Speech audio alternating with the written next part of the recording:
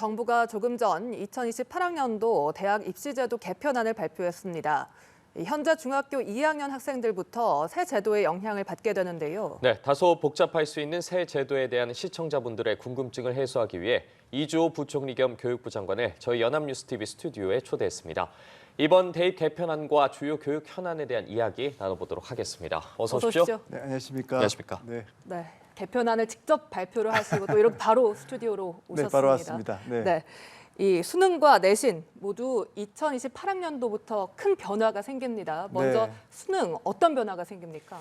네, 앞에서 이제 보도한 바와 같습니다만 이제 수능의 경우에는 계속 이제 공정이 제일 중요하지 않겠습니까? 우리 뭐 50만 학생들이 치는 시험이기 때문에 공정하지 않으면 진짜 큰 문제가 되는 것이죠. 그런데 이제 그동안 그 과목 선택에서 논란이 항상 있었습니다. 그러니까 이제 뭐 과학 같으면 물리화학, 생물지리 1, 2 해서 8과목 중에서 2개를 이제 택하는 건데요. 4회까지 합쳐서. 네. 그러다 보면 어느 과목을 택하냐에 따라 가지고 원점수가 같은 뭐 100점이라도 표준 점수로 이렇게 치환을 하면 그게 과목마다도 틀려져서 유불리가 생깁니다. 그래서 네. 이제 그리고 이제 미래 인재를 양성한다는 그런 차원에서 봐도 이게 과학이라는 것이 이렇게 그 세부적으로 잘라가지고 전문적으로 이렇게 파편화된 지식을 습득하는 것은 미래 인재 양성에 맞지 않다고 생각을 했습니다. 그래서 이제 통합과학 이렇게 해서 이제 다 통합해서 보는 걸로 했고요. 그래서 사회도 마찬가지입니다. 9개 과목을 나눠서 선택하게 했던 것을 이렇게 통합 사회로 이렇게 그래서 통합 사회 통합 과학이 되고요.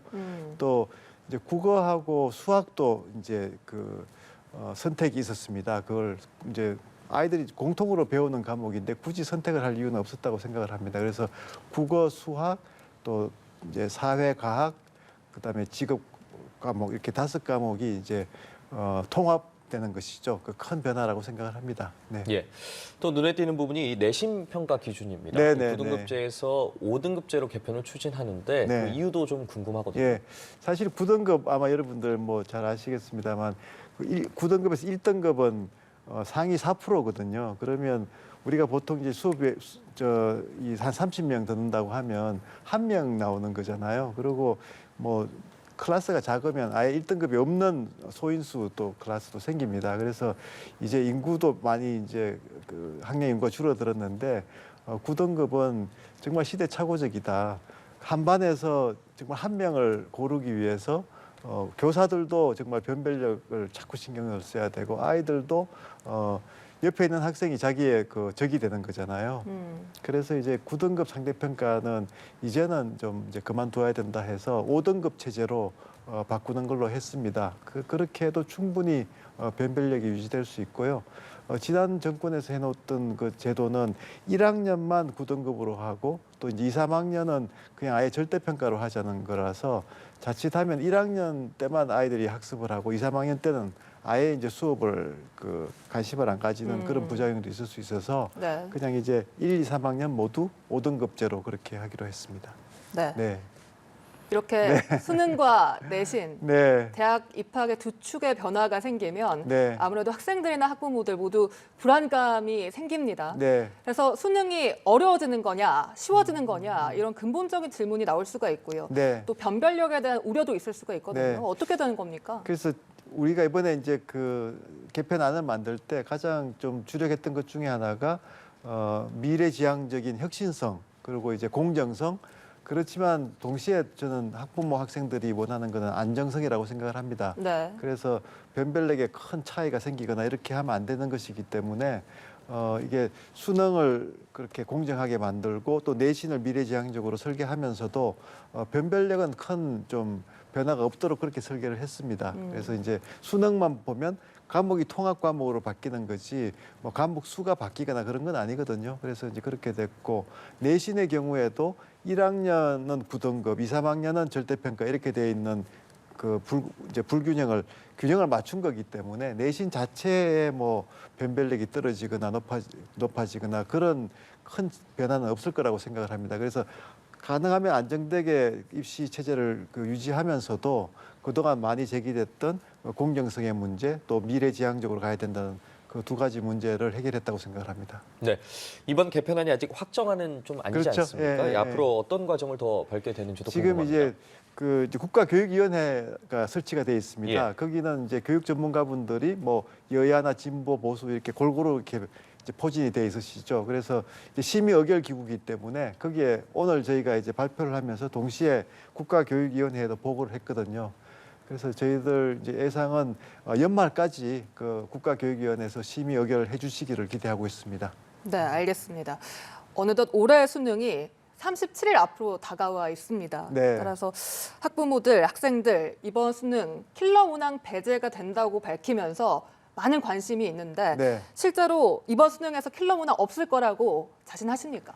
예, 사실 그 이제 저희가 자신할 수 있는 것이 지난번에 이제 9월 모의고사를 치렀잖아요. 네. 그 결과가 뭐 상당히 그 호평이 있었습니다. 그래서 이제 처음에 9월 모의고사 치기 전에는 아니 킬러 문항 없어지면 진짜 난이도가 뭐 더 이렇게 낮아지는 거 네, 아닌가 하는, 변별력이 없어지는 건 거 아니냐. 아닌가 하는 우려도 있었는데 뭐 준킬러 뭐 이런 얘기도 나왔었고요. 근데 그런 거 없이 상당히 그 변별력은 유지가 됐고 또 과목 간의 그런 균형도 잡혔다 이런 평을 받았습니다. 그래서 저희는 이제 9월 모의고사라는 것이 어떻게 보면 수능 직전에 이제 한번 이렇게 치러서 그 수능을 예측할 수 있게 하는 거지 않습니까? 네. 그래서 저는 그 이제 그 교육과정 평가원이 이제 그 모의고사와 이제 수능을 담당하는데요. 그 교육과정 평가원에서도 이제 9월 모의고사에서 좀 자신감을 얻었다 이렇게 이야기를 들었고요.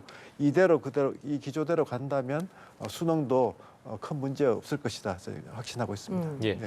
9월 모의평가 이야기가 나왔으니까요. 네네네. 지난 9월 모의평가 결과를 보고 뭐 실제로 여러 분석이 나왔습니다. 뭐 네네. 수학과 관련해서는 좀 변별력이 약해졌다 이런 이야기도 있었고 뭐 국어가 좀 까다로웠다 여러 분석이 나오기도 했는데 네, 이제 네, 수능이 네. 앞으로 다가왔는데 이제 부총리께서 생각하시기에 이번 네, 네. 수능 학생들이 공정이란 단어 속에 수능을 치를 수 있을 거라고 생각하십니까? 뭐 전혀 뭐 아무 문제 제기가 안 나올 수는 없죠. 예. 그렇지만 이제 그 저희가 그 들은 그런 이제 문제 제기들은 또 전문가들이 또 하나하나 이렇게 또 반박을 할 수 있는 것들이라서 앞에서 말씀드렸지만 그냥 9월 모의고사 그 기조로 가면은 큰 그 문제가 없을 것이다 이렇게 판단하고 있습니다. 네, 일각에서는 이번 모의평가를 보고 교과에서 벗어난 것 아니냐 이런 지적도 있고요. 네, 또 네. 해당 문제가 무엇인지 출제 근거를 좀 공개하라 이런 목소리도 있습니다. 이에 네, 대한 네. 부총리님의 생각도 듣겠습니다. 네, 그것도 다 이제 답변을 했거든요. 그 교육과정 평가원에서. 그리고 충분히 저는 설득력이 있었다고 생각을 합니다.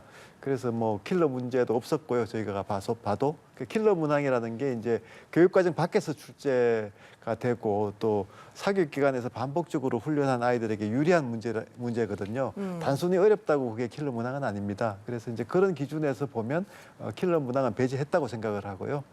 수능에서도 당연히 킬러 문항은 배제될 것이다 이렇게 생각합니다. 예, 수능이 정말 얼마 남지 않았는데 그럼 네. 학생들이 좀 어떻게 수능을 준비해야 할지 조언이라고 해야 될까요? 좀 그래서 과거에 말씀해 이제 주시죠. 킬러 문항이 있었을 때는 이게 뭐 아무리 학교에서 공교육을 열심히 받아도 학원에서 그 문제풀이에 익숙한 아이들한테 뒤처질 수가 있잖아요. 그런 우려가 있었지만 이제 킬러 문항이 배제됐기 때문에 그런 우려는 하지 않아도 된다는 말씀을 꼭 드리고 싶고요. 아무래도 뭐 저 아이들이 이제 수능이라는 게 워낙 중요하기 때문에 그렇죠.